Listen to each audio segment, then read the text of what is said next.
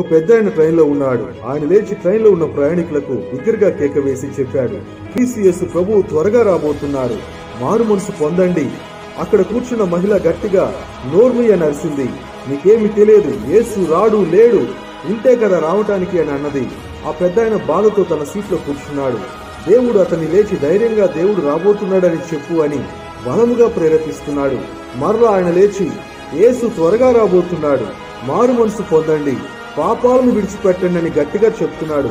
ఇందాక అరిచిన ఆమె లేచి తన కొడుకుని ఇక్కడ కూర్చొని ఉండు, వాడి సంగతి తెలుస్తానని సైగ చేసి ఆ పెద్ద ఆయన మీద పడి పిడిగుద్దులు గుద్దింది. ఆమె కొడుతూ ఉండగా ఆమె కొడుకు, మమ్మీ ఆయనను కొట్టను ఆపు అని బిగ్గరగా కేక వేస్తున్నాడు. ఆయన పరలోకం నుండి పంపబడిన దేవుని దూత. వెంటనే ఆ తల్లి మోకాళ్ళపై కూర్చొని చేతులు జోడించి క్షమించండి అని ఏడుస్తుంది.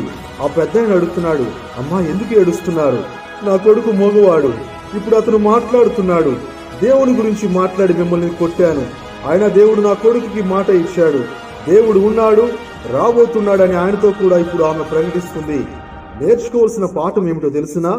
మనం జీవితంలో ఎలాంటి పరిస్థితులను ఎదుర్కొన్నా, కొట్టబడ్డా, తిట్టబడ్డా, అవమానపరచబడ్డా, దేవునిపై నమ్మకాన్ని ఆపకండి. దేవుడు నిశ్చయంగా మనల్ని హెచ్చిస్తాడు.